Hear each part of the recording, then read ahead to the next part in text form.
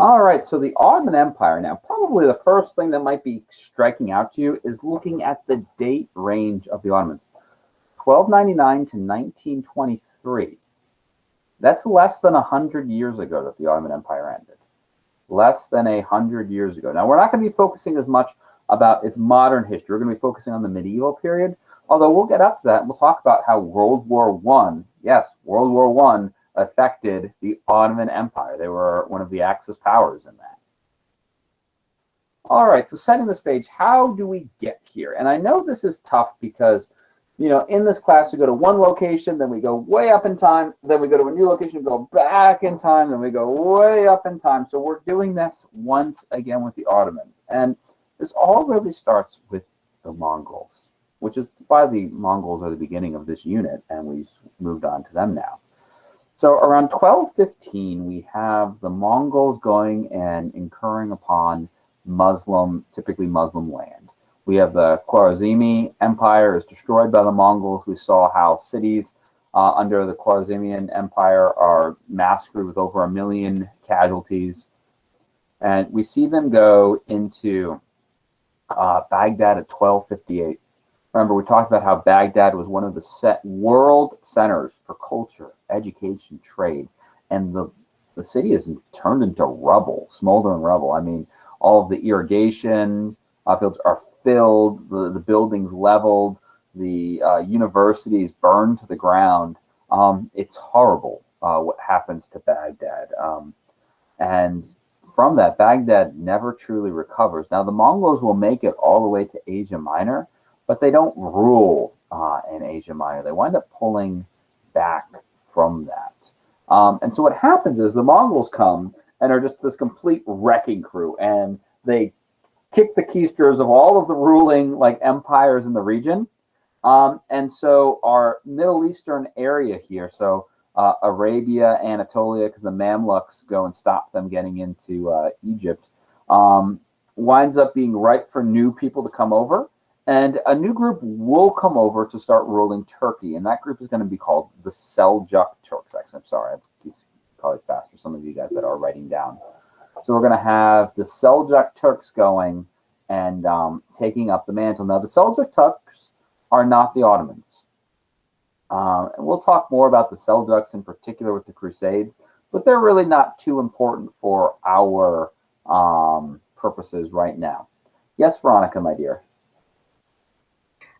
We can't see the notes. Oh. Well, I blame Joel for this one. I was just too focused on his awesomeness. Yeah, thanks a lot, Joel. I'm sorry about that. Well,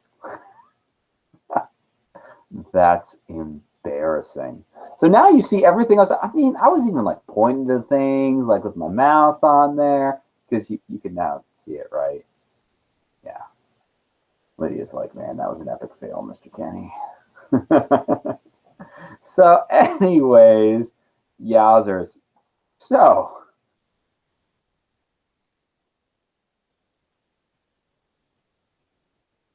the Mongols, they came in, destroyed a lot of stuff.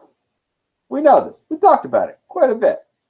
Mongols make it so that there are no functioning governments in this region any further, and where we get our Seljuk Turks to come in. All right, so you don't really have to worry about writing too much here. Let's just worry about the next slide since Mr. Kenny is a dum-dum. All right, so we get to the founder, Osmond the First. Now, Osmond the First is a loyal servant of the Seljuks. He is a Ghazi warrior. The Ghazis were Muslim warriors battling against Christians at this time because we're right in the middle of the Crusades, really. Well, yeah, it's the middle of the Crusades. And so we're going and having these wars between Christians and Muslims, and Ghazis were the warriors battling Christians. Now, here is Osmond the First, which we see. Fantastic hat. Yes, the hats will continue in their awesomeness. Now, Osmond the First is going to be given this dark red area of land. So he's going to have 2 cities under his dominion that he's going to protect. And then he's going to wind up having quite a following. These people that follow Osman are going to be called the Osmani, the followers of Osman. And when Europeans heard Osmani, somehow Eli goes, oh, Ottoman. How we get Ottoman from Osmani, I do not know.